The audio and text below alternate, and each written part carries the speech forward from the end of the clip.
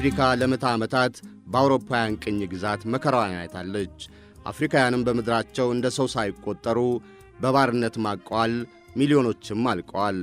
በተገላቢጦሽ አውሮፓውያኑ የአፍሪካን የተፈጥሮ ሀብት በመሞጥሞጥ በአፍሪካ ሀብት አድገዋል። የሁለተኛው የዓለም ጦርነት በተከሰተበት ዘመንም የበዙ አፍሪካውያን ለቅኝ ገዢዎች እንዲሰለፉ ተደርገው ተሰውተዋል። የሚገርመው አውሮፓውያኑ እያንዳንዱ የሞተውን ዜጋቸውን መዝግበው ሲያውቁ አብረዋቸው በመዋጋት ስለሞቱት አፍሪካውያን ግን የምናውቀው የለም ማለታቸው ነው። ሰነዶች ግን አፍሪካውያን በማያገባቸው ጦርነት በሚሊዮኖች የሚቆጠሩ ማለቃቸውን ያሳያሉ።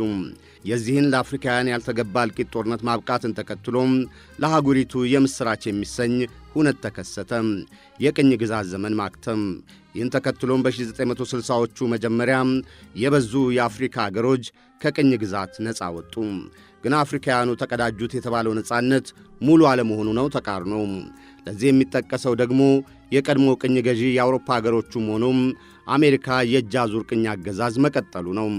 በዚህ ረገድ በተለይ በፈረንሳይ ቅኝ ግዛት ስር የነበሩ አገሮች ከግማሽ ምዕተ ዓመት በላይ መከራቸውን እየበሉ ዛሬም ድረስ የቀጠለ መሆኑ ነው ገራሚው ተረክ። እነዚህ አገሮች በቅኝ ግዛት ዘመን በምድራችሁ ላፈሰስነው መሠረተ ልማት ግንባታ ኢንቨስትመንት ብድር ክፈሉ እየተባሉ ዛሬም ድረስ በትሪሊዮን ዶላር የሚቆጠር ይገፈግፋሉ። ከሁሉ የሚገርመው የአንድ ሉዓላዊ ሀገር መገለጫ የሚባለው የመገበያያ ገንዘባቸውና ብሔራዊ ባንኮቻቸውም በቀጥታ በፈረንሳይ ቁጥጥር ስር መሆኑ ነው። የማዕድን ሀብቶቻቸውን የሚያወጡት የፈረንሳይ ኩባንያዎች ብቻ ናቸው። ይህ የፈረንሳይ የእጅ አዙር ቅኝ ግዛት ያብቃ ብለው የተነሱ መሪዎች ዕጣ ፈንታቸው ሞትና በመፈንቅለ መንግሥት መፈንገል ነው። ለዚህ ነው በአፍሪካ ከተደረጉት የመፈንቅለ መንግሥቶች የበዙቱም በፈረንሳይ የቀድሞ ቅኝ ግዛት አገሮች የሆነው። ያሻትን ከመንበሩ ለማስቀመጥ የተቃወማትን ደግሞ ለማስወገድ። በዚህም አመክኖ ነው በአፍሪካ የፈረንሳይ ቅኝ ግዛት ዛሬም አላከተመም የሚባለው።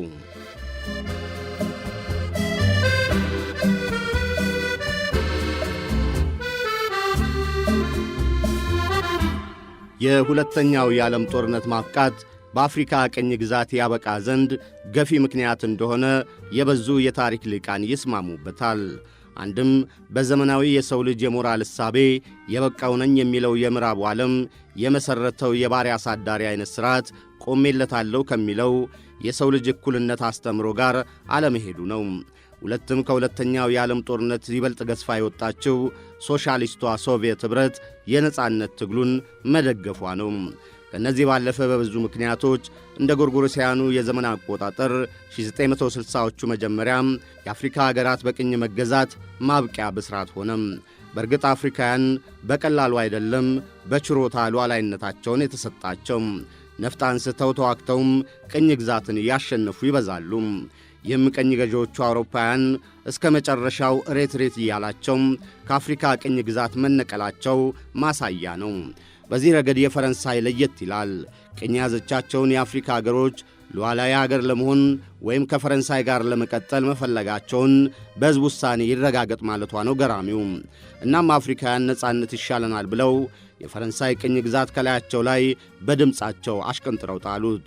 በ1960ዎቹ መጀመሪያም ነፃ ከወጡ 17 የአፍሪካ አገሮች 14ቱም በፈረንሳይ ቅኝ ግዛት ስር የነበሩ መሆናቸው የዚህ ማሳያ ነው።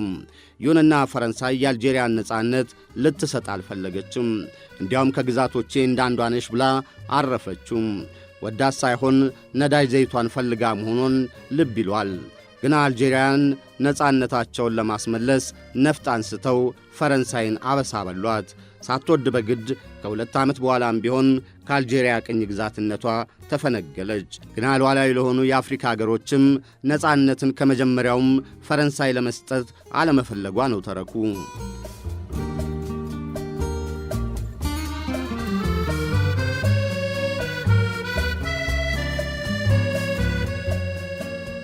ፈረንሳይ የአፍሪካ ቅኝ ግዛቶቿን ለመልቀቅ ያለመፈለጓም ቀዳሚ ማሳያ የምትባለው ጊኒ ናት። የዘመኑ የፈረንሳይ መሪ ጀነራል ደጎል ቅኝ ተገዢ የአፍሪካ አገሮች ሕዝበ ውሳኔ እንዲያካሄዱ አዘዙ። የፈረንሳይ ሪፐብሊክ አንድ ግዛት ሆኖ መቀጠል ወይም ከቅኝ ግዛት ነፃ መውጣት ነበር ምርጫው። ነፃነትን ከመረጡ ግን ከፈረንሳይ ቤሳቤስቲ እንደማያገኙ ነበር ደጎል ያስጠነቀቁት። ይህንን ማስፈራሪያ ወደ ጎን ብላም ነፃነቷን የመረጠችው የመጀመሪያዋ ሀገር ደግሞ ጊኒ ሆነች። እንደ ጎርጎሮሳውያኑ የዘመን አቆጣጠር በ1958 ይህን የመሩት ደግሞ አህመድ ሴኩ ቱሬ ነበሩ። ከባርነት ውስጥ የድሎት ኑሮ፣ በነፃነት ውስጥ የድህነት ኑሮ ይሻለናል የሚል ኃይለ ቃላቸው እዚህ ይጠቀሳል። ያለ ነፃነት ክብር የለም። እኛ በባርነት ውስጥ ሀብት ከማግኘት በድህነት ውስጥ ነፃነትን እንመርጣለን። ግና ቀኝ ገዥዋ ፈረንሳይና መሪዋ ጀነራል ደጎል ይህን የሚቀበሉ አልሆኑም። እናም ጊኒን ለሌሎች መቀጣጫ ለማድረግ ቆርጠው ተነሱ። ጊኒን ሙሉ በሙሉ አፈራረሷት ይላሉ የታሪክ ጸሐፊውም ማዋና ኮቴኒን። በጊኒ የነበሩ 3000 ፈረንሳውያን አገሪቱን ጥለው ወጡም። ያላቸውን ንብረትም በሙሉ በመያዝ ይዘው መሄድ ያልቻሉትን በሙሉ ደግሞ አወደሙት ይሉናል። ትምህርት ቤቶች፣ የጤና ተቋማት፣ የሕዝብ አገልግሎት መስጫ ቢሮዎችን አወደሙ። ተሽከርካሪዎች፣ መጻሕፍት፣ መድኃኒቶች፣ የምርምር ተቋማት፣ ትራክተሮችን አቃጠሉ። ሌላው ቀርቶ ፈረሶችና ከብቶች ተገደሉ። በማሳ የነበሩ ሰብሎች፣ በጎተራ የተከማቹ እህሎችን እሳት ለቀቁባቸው። ይህኛ ቅኝ በገዛንበት ዘመን ያፈራነው ነው በሚል ሁሉንም አወደሙት። ጊኒንም አፈራረሷት። ሰራዊቱና የአስተዳደሩ ሰዎች ሀገሪቱን ለቀው ወጡ። በዚህ ሴኮ ቱሬ ደስተኛ አልነበረም። እሱ ነፃነት ፈለገ፣ አገኘም።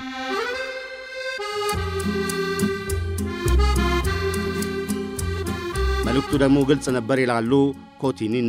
ፈረንሳይን አንፈልግም ማለት ውጤቱ ውድመትና መፈራረስ ነው የሚል ሆነም። በተለይ ለሌሎቹ ገና ከቅኝ ላልወጡት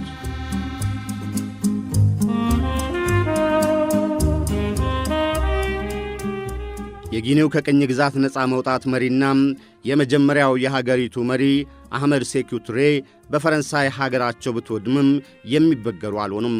ያለ ነፃነት በድሎት ከመኖር በነፃነት ድሃ ሆኖ መኖር ይሻላል ባሉት ቃል ጸንተው ጊኒን መምራት ቀጠሉበት። ይባስ ብለው ፈረንሳይን ጨርቅ የሚያስጥል እርምጃ ወሰዱ።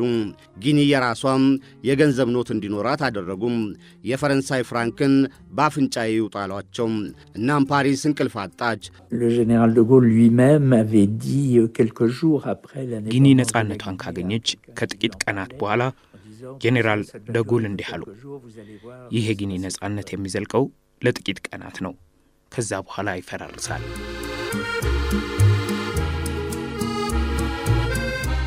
ሴኩ ቱሬም የፈረንሳይ ደባን አላጡትምና ወደ ሶሻሊስት ጎራ በመቀላቀል በተለይ የኩባን የበዛ ድጋፍ አገኙም። ይህም ሆኖ ፈረንሳይ አልተኛችላቸውም። አዲስ ያሳተሙትን የጊኒን መገበያ ኖት በገፍ አባስታም በገበያ ውስጥ ለቀቀችው። ይህም የጊኒን ምጣኔ ሀብት አሽመደመደው። ሴኩ ቱሬ ግን የሚንበረከኩ አልነበሩም። እንዲያውም የግል ኩባንያዎችን ወርሰው የመንግሥትና የሕዝብ ነው አሉ። ከኩባ በተጨማሪ የሶቪየት ኅብረትን ድጋፍ በማግኘታቸውም በፈረንሳይ ሴራ የተንኮታኮተው ምጣኔ ሀብታቸውም አገገመም። እናም ፈረንሳይ ሌላ ዘዴ ፈለገች። ሴኩ ቱሬን ከሥልጣን የሚፈነግሉም አማጽያንን ማሰልጠንና ማስታጠቅ። በርግጥ ሴኩ ቱሬን የዋዛ አልነበሩምና ይህንን አማጽያንን የመሥራት የፈረንሳይ ሴራንም ደርሰውበት አከሸፉት። ፈረንሳይ በጊኒ የሴኩ ቱሬን መንግሥት ለመጣል ያልፈነቀለችውም ድንጋይም እንደሌለ ኮቴኒን ይተርካሉ። ግና ሳይሳካላት የቀረው ሴኩ ቱሬ ሶሻሊዝምን መርጠው ከነ ሶቪየት ኅብረት ጋር ማበራቸው ነው ይላሉ። ከሁሉ በላይ ግን ጊኒን ነፃነቷን እንዳወጀች ፈረንሳይ ያደረሰችው ሀገሪቱን የማፈራረስ ጥቃት በእርግጥም ሌሎችን ለማስፈራራት እንደሠራላት ይናገራሉ።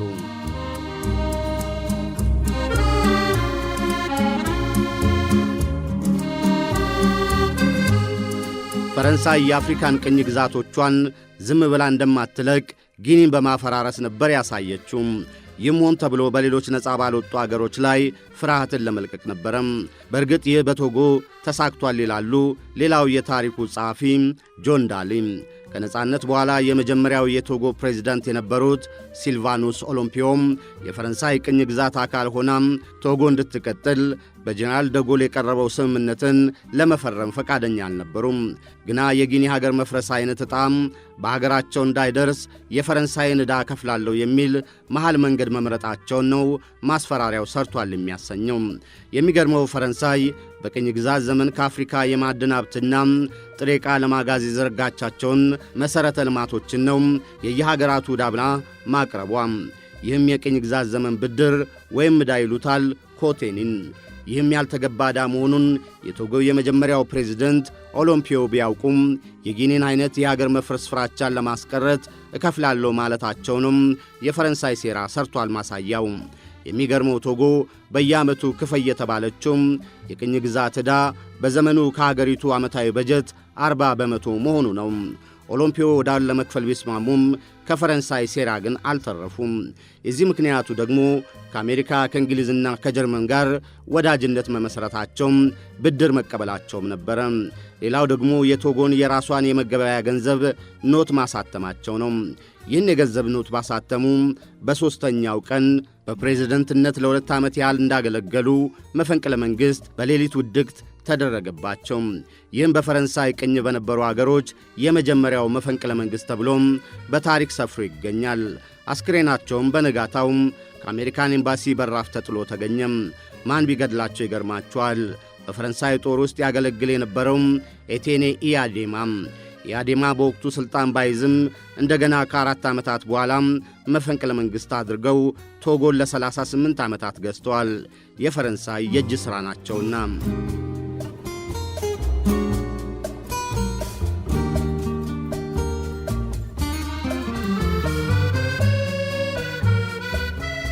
ሞዲባ ኬይታ ሌላው የፈረንሳይ ቅኝን አልቀበልም በማለታቸው የተቀጠፉ አፍሪካዊ መሪ ናቸው። የማሊ የመጀመሪያው ፕሬዝደንት የነበሩት ሞዲባ ኬይታም ነፃ በወጡ 12 የአፍሪካ አገሮች በግዴታ እንዲጠቀሙ የታዘዙትን የፈረንሳይ የመገበያያ ገንዘብ ፍራንክን ለአገር አይበጅም አሉ። እናም ተፈርሞ ከነበረው ስምምነት ወጡ። ስምምነቱ የቀድሞ ቅኝ ግዛት ቅጥያ ነውም ሲሉ በይፋ ተናገሩ። ለሀገሬ ማሊ ልማትን ሳይሆን የሚያመጣው ልማቷን የሚጎትት ሸክም ነው ማለታቸውን ኮቴኒን ጽፈዋል። እናም መፍትሔው የሀገሪቱን ምጣኔ ሀብት በሶሻሊዝም መርህ መምራትን መረጡ ሞዲባ ኬይታ። አገሪቱም የራሷ መገበያ ገንዘብ ኖት እንዲኖራት አደረጉ። ይህ ለፈረንሳይ አይመችምና የተለመደው ሴራ ተሸረበ። በፈረንሳይ የውጭ ዜጎች ሰራዊት ውስጥ ምክትል መቶ አለቃ የነበረው ሙሳ ትራኦሬ በመፈንቅለ መንግሥት ከሥልጣን አወረዳቸው። ለ9 ዓመታትም በእስር ከማቀቁ በኋላ እዛው ወህኒም ሞቱ ማዴባ ትራኦሬ። ገልባጩ ሙሳ ትራኦሬ ግን የፈረንሳይ የዩንታ ልጅ ናቸውና ማሊን ለ31 ዓመታት ገዟት። በ1999 በምርጫ በአልፋ ኦማር ኮነሬ እስከ ተሸነፉ ድረስ። በዚህ አይነት የበዙ መፈንቅለ መንግሥት በአፍሪካ የተደረጉት በቀድሞው የፈረንሳይ ቅኝ ግዛቶች ነው ይላሉ ኮቴኒን። የፈረንሳይ ወታደር የነበረው ቦካሳ የመጀመሪያውን የመካከለኛ አፍሪካ ሪፐብሊክ ፕሬዝደንት ዴቪድ ዳኮን መገልበጡን ይነግረናል። እንዲሁ የፈረንሳይ ወታደሩ ላሚዛና የላኛውን ቮልታ የመጀመሪያ መሪ ማውረሲያ ሚያጎን በደህንነት ጠባቂያቸው ማቲው ኬሪኮርም የተገደሉት የቤኒኑ የመጀመሪያው ፕሬዝደንት ሁበርት ማጋንንም ታሪኩ ተመሳሳይ እንደሆነ ይናገራል። ባለፉት 50 ዓመታት በአፍሪካ 37 መፈንቅለ መንግሥቶች መፈጸሙን ዘርዝሮ አስፍሯል። ከነዚህ 45ቱም በቀድሞ የፈረንሳይ ቅኝ አገሮች ነው የተፈጸሙት። ይህም 61 በመቶ ነው ይለናል። እናም ከመፈንቅለ መንግሥቶቹ ጀርባም ፈረንሳይ ያለችበት ሲልም እርግጡን ይናገራል።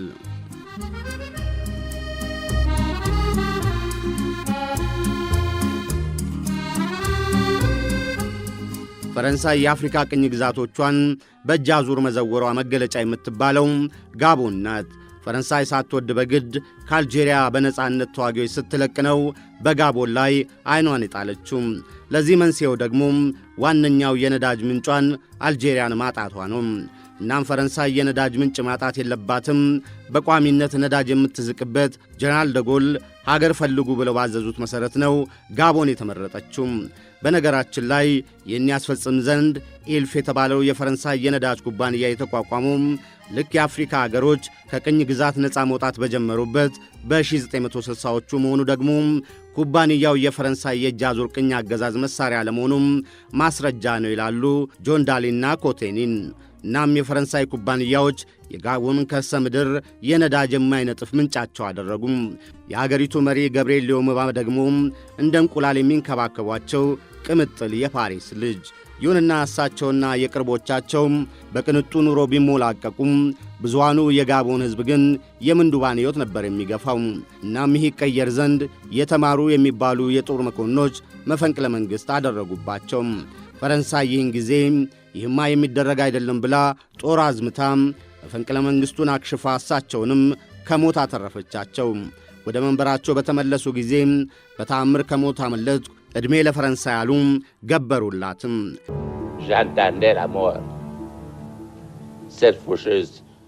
እኔ ሞትን አድምጫዋለሁ፣ በቅርቡም ተመልክቻለሁ። እኔ ለሞት ቅርብ ነበርኩ። አላውቅም ምን አይነት ታምር መልሶ እዚህ እንዳመጣኝ።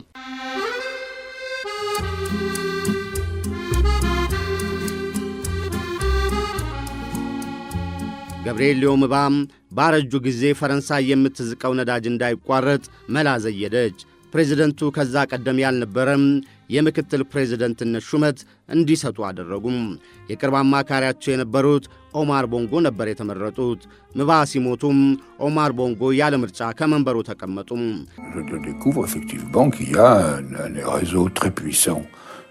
d'influence, de renseignement et d'influence dans les principaux pays africains francophones. Le point où il avait mis le paquet maximum, c'était le Gabon. Bongo avait dans son entourage des gens qui étaient directement manipulés par Elf ou par Foccart ou par les deux.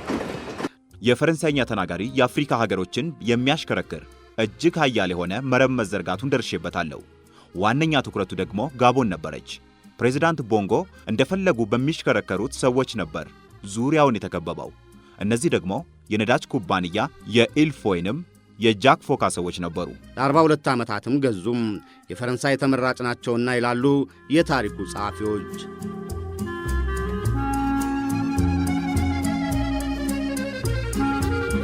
ፈረንሳይ የአፍሪካ ቅኝ ግዛቶቿን በእጃዙር ለመግዛት ሌት ተቀን መልፋቷን ጀነራል ደጎል የጠነሰሱት ነዳጅ በዘለቄታው የማግኘት ውጥናቸው እንደሆነም ኮቴኒን ይናገራል። ለዚህ ነው ኢልፍ የተሰኘው የመንግሥት የነዳጅ ኩባንያ የአፍሪካ ሀገሮች ነፃ በወጡበት ዘመን የተመሠረተው ባይ ነው። ኢልፍ a été fait par la richesse saharienne et d'un coup elle est rayée de la carte. Alors il a donc fallu rebâtir une nouvelle stratégie pour aller à la conquête du pétrole mondial et si possible d'aller là où il y en avait. ኢልፍ በሰሃራ በረሃ ሀብት ነው የተመሰረተው። በድንገት ግን ይህን ከዓለም ካርታ ላይ የሚያጠፋ ሁኔታ ተፈጠረ። እናም ነዳጅ የምናገኝበትን አዲስ ስልት መንደፍ ነበረብን፣ ከዓለም በአንዱ ክፍል እኛ ብቻ የምንቆጣጠረው። ይሁንና የፈረንሳይ ጥቅም ተብዬን በአፍሪካ ለማስጠበቅ መፈንቅለ መንግሥቱን፣ ግድያውን፣ ምጣኔ ሀብት የማንኮታኮት አሻጥሩን ሁሉ የሚከውነው ጃክ ፎካ ነው ይለናል። ጀነራል ደጎል ወደ ሥልጣን እንዲመጡ በእጅጉ የረዳና የሚያምኑት ሰው ነው። እናም ያለ አፍሪካ ፈረንሳይ አትኖርም የሚል አቋም የነበራቸው ጀነራል ደጎል ለዚህ ዓላማቸው የመረጡት ለመሆን በቃ ነው ተረኩም። በይፋ የመንግሥት ሹምነት ሥልጣን የለውም፣ የሚታወቀው በነጋዴነቱ ነው። ግን ደግሞ በሊሴ ቤተ መንግሥት እንዳሻው የሚገባና የሚወጣ የጀነራል ደጎል አማካሪ ነው። ኧረ ከሳቸውም በኋላም ለዣክ ሺራክም ሆነ ለፍራንሷ ሜትራን አማካሪ ነበረ። በተለይ በጀነራል ደጎል ዘመን የአፍሪካና የማዳጋስካር አማካሪ በተባለበት ዘመን ነው ዛሬም የቀድሞ የፈረንሳይ ቅኝ አገሮች የሚማቅቁበትን ፍሬንች አፍሪካ የሚባለውን ፖሊሲ የቀረጸውም ያስፈጸመው። በእርግጥ የመንግሥት ይፋዊ ሹም አይሁን እንጂ የማያዘው አልነበረም ይለናል ኮቴኒን። የፈረንሳይ የስለላ ድርጅትና ጦርን በማዘዝ በአፍሪካ በ1960ዎቹም የተካሄዱትን መፈንቅለ መንግሥቶች በሙሉ ያቀናበረው ጃክ ፎካ መሆኑን ሰነድ እያጣቀሰም ይነግረናል። አልጀዚራ በሠራው ዘጋቢ ፊልም አብረውት በግድያና ባሻጥር የተሰለፉ ፈረንሳውያንም ይህንን ይመሰክራሉ።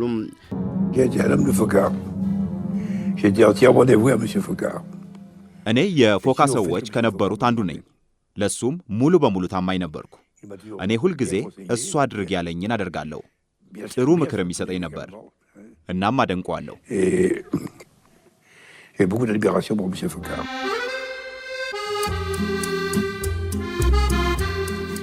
qu'on m'a accusé d'être l'homme de Focard au SDECE.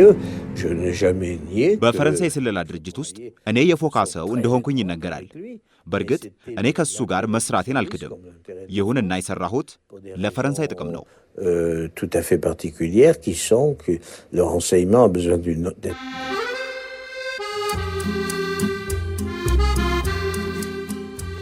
የፈረንሳይ የውጭ ጉዳይ መስሪያ ቤትም በዙ ስር ነበር ባይናቸው። በአፍሪካ ሀገሮች መሪዎችን የሚመርጥ አማካሪዎቻቸውን ከውጭ ጉዳይ የሚመለምል የሚያባርር ጃክ ፎካ ነው ይሉናል። በእርግጥ ጃክ ፎካም እጁን በአፍሪካ እንደማጨቅኝቶም የፈረንሳይን ጥቅም አስጠብቆ አልፏል። ይሁንና እሱ የቀረጸው ፍሬንች አፍሪካ ፖሊሲ ዛሬም ፈረንሳይ እንደ መዥገር ከአፍሪካ ሀገሮች እንዳትላቀቅ ያደረገ ነው።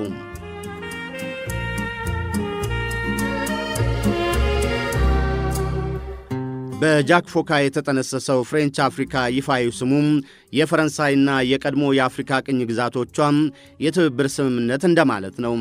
ይሁንና በግድያ በመፈንቅለ መንግሥትና በከፍተኛ አሻጥር የቀድሞ የፈረንሳይ ቅኝ የአፍሪካ አገሮች ላይ የተጫነ ነውና የትብብር ስምምነት መባሉ ማላገጥ ነው ባይናቸው ጆን ዳሊና ማዋና ኮቴኒን። ለዚህ ማስረጃው ደግሞ ስምምነቱ አሁንም የአፍሪካ የቀድሞ ቅኝ ተገዢ አገሮችን በእጅ አዙር የሚያስገዛ መሳሪያ መሆኑን በዝርዝር ማየት ብቻ በቂ ነው ይላሉ። ቀዳሚ የሚያደርጉት ደግሞ የገንዘብ ጉዳይ ነው። ዛሬም 12ቱ የቀድሞ የፈረንሳይ ቅኝ አገሮች ለባርነትና ለቅኝ ግዛት ዕዳ እየከፈሉ መሆናቸውን ይጠቅሳሉ። ሌላው የሚጠቅሱት የአንድ አገር የሉዓላዊነት መገለጫ የሆነውን ብሔራዊ የመገበያያ ገንዘብ ኖት እነዚህ የቀድሞ የፈረንሳይ ቅኝ ግዛት አገሮች የነበሩ አገሮች የሌላቸው መሆኑ ነው። የፈረንሳይ ፍራንክን በሊዝ እየገዙ ነውና የሚጠቀሙት። ይህንን ቀይራለን ብለው የሞከሩ የየሀገሮቹ የነጻነት አባቶች ዕጣ ፈንታቸው ሞት እንደሆነም ሲቀድም የነገርናችሁን እዚህ ጠቅሳሉ።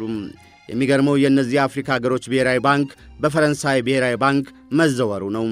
ሁሉም አገሮች ከውጭ ምንዛሪያቸው በትብብር ስም 85 በመቶውን በየዓመቱ ለፈረንሳይ ብሔራዊ ባንክ ገቢ ያደርጋሉ። ዓመታዊ ሪፖርት መላክም ይጠበቅባቸዋል። ያለ ሪፖርቱም ሳንቲም ብድርም አያገኙም። በዚህ አይነት በትሪሊዮን የሚቆጠር ዶላር ለፈረንሳይ ብሔራዊ ባንክ ልከዋል። መጠኑም በርግጥ ማንም ከፈረንሳይ በቀር አያውቀውም፣ የሚጠይቅም የለም። ውጤቱ ሞት ነውና። የሚገርመው እነዚህ የአፍሪካ ሀገሮች ከዚህ መበደር የሚችሉት በዓመት 15 በመቶ ብቻ ነው። ከዚህ በላይ ድምፅን በድምፅ የመሻር መብት ያላትን የፈረንሳይ ይሁንታ ለማግኘት ተንበርክከው መለመን አለባቸው ይሉናል። እናም ከዚህ በላይ ቅኝ ግዛት ምን አለም? ዛሬም ፈረንሳይ በአፍሪካ ቅኝ ገዥ ናት የምትባለው ለዚህ ነው የሚል አመክንዮም ያቀርባሉ።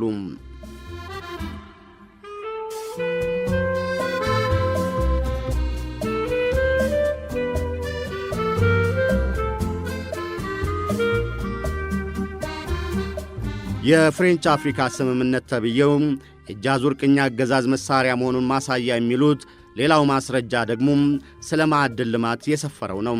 ፈረንሳይ በቀድሞ የአፍሪካ ቅኝ ግዛት አገሮቿ ማዕድን የማውጣት የተፈጥሮ ሀብት የማልማትና ማንኛውንም ኢንቨስትመንት በብቸኝነት እንድትቆጣጠር ሰፍሯልና በስምምነቱ ማንኛውም ኮንትራት ቀድማ የምትወስደው ፈረንሳይ እንድትሆንም ያዛል። ለሌላ አገር ወይም ኩባንያ የሚሰጠው ፈረንሳይ አልፈልግም ብቻ ካለች ነው። የወታደራዊ ትብብር የሚባለው ሌላው የቅኝ መገዛቱ መሳሪያ ነው። የቀድሞ ቅኝ ግዛት የአፍሪካ አገሮች የጦር ኃይሎቻቸው የሚሰለጥኑት በፈረንሳይ የሚታጠቁትም የፈረንሳይ መሳሪያ የግድ እንዲሆን በስምምነቱ ታስሯል። በመከላከያ ትብብር ስምምነቱ ስም ፈረንሳይ በቀድሞ ቅኝ የአፍሪካ አገሮቿም የጦር ጣልቃ ገብነት የማድረግ መብትም ተሰጥቷታል። እናም የማትፈልገውን ለማውረድ የምትፈልገውን ደግሞ በሕዝብ ተጠልቶ ከአገር ቢባረርም በምርጫ ቢሸነፍም ጦር አዝምታ ትመልሰዋለች። ምርጫውንም ታጨረብራለች። በጋቦን ያደረገችውም ይህንኑ ነው ይላሉ ጆን ዳሊና ኮቴኒን። የሚገርመው በመከላከያ ስምምነቱ ስም እነዚህ የቀድሞ የአፍሪካ የፈረንሳይ ቅኝ ግዛት አገሮች ፈረንሳይ ከሌላ አገር ጋር ጦርነት ብትገጥም የግዴታ ከጎኗ ይሰለፉ ዘንድ መገደዳቸው ነው። ከሌላ አገር ጋር የመከላከያ ስምምነት ለመፈረም የፈረንሳይ ይሁንታ የግድ ነው። ከዚሁ ከመከላከያ ስምምነት ሳይወጣም ፈረንሳይ በአፍሪካ ምድር ቁልፍና ታላላቅ የጦር ሰፈሮች ይኖራት ዘንድ ስምምነቱ ማስቻሉን ይናገራሉ። በጅቡቲ በሴኔጋልና በጋቦን ያሉትን ቋሚ የጦር ሰፈሮቿን እዚህ ጠቅሳሉ። ከሁሉ በላይ ዛሬም እነዚህ አገሮች በቅኝ ግዛት ውስጥ ናቸው የሚያሰኘው የየሀገሮቹ ብሔራዊና የትምህርት ቋንቋም ፈረንሳይኛ መሆኑን ይናገራሉ። በዚህም የተነሳ እነዚህ የአፍሪካ አገሮች ብሔራዊ ማንነት የራቃቸው በፈረንሳይ ቅኝ ግዛት ስር በእጅ አዙር የወደቁ ናቸው ነው ተረካቸው።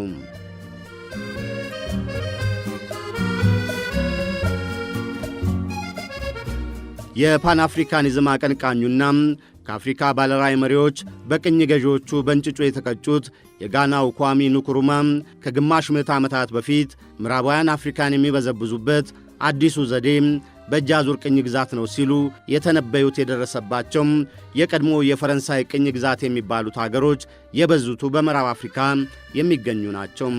ቤኒን፣ ቡርኪና ፋሶ፣ ጊኒ ቢሳው፣ ኮት ዲቯር፣ ማሊ፣ ኒጀር፣ ሴኔጋል፣ ቶጎ፣ ካሜሩን፣ የመካከለኛው አፍሪካ ሪፐብሊክ፣ ቻድ፣ ኮንጎ ብራዛቪል፣ ኢኳቶሪያል ጊኒና ጋቦን ይጠቀሳሉ። እነዚህ አገሮች በ1960ዎቹም ከፈረንሳይ ቅኝ ግዛት ወጥተዋል ቢባልም ዛሬም ቅኝ መገዛቱም በተዘዋዋሪ ቢሆንም አልቀረላቸውም።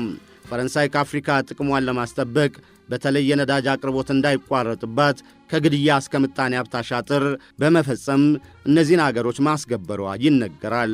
በጆን ፎካ በኩል ጀነራል ደጎል የተከሉት ፍሬንች አፍሪካ የተባለው የስም ስምምነት ደግሞ የዚህ ማስገበር ውጤት ሆኖም ዛሬም በቅኝ ውስጥ ይዘልቁ ዘንድ ገፊ ምክንያት መሆኑን ይተነትናሉ። የቅኝ ግዛት ዕዳን ለመክፈልና የትብብር የፈረንሳይ ብሔራዊ ባንክ አባል ለመሆን ባለፉት 5 አስርተ ዓመታት ከ500 ቢሊዮን ዶላር በላይ መገበራቸውንም ይናገራሉ። በዚህ ገንዘባቸው ፈረንሳይ እንጂ እነሱ አያዙም። የራሳቸው የገንዘብ ኖትም የላቸውም። የፈረንሳይን ፍራንክ ይጠቀማሉ እንጂ የጦር ሰራዊታቸው የሚሠራውም የሚዘወረውም በፈረንሳይ ነው። ባሻት ጊዜ ጦር ይዛም ወደ ምድራቸው ለመግባት የሚከለክላት የለም። የራሳቸውን ቋንቋም ለትምህርትና ለመንግሥት ይፋዊ ቋንቋነት መጠቀም አይቻላቸውም። እናም እነዚህ አገሮች ከግማሽ ምዕተ ዓመት በፊት ሉዓላዊ ሀገር ተባሉ እንጂ ነፃነትን አላገኙም ነው ተረኩም። ፈረንሳይ ናትና የምዘውራቸው። ለዚህም ነው የፈረንሳይ ቅኝ ግዛት ዛሬም በአፍሪካ አላከተምም የሚባለው። ቸር ያሰንብተን።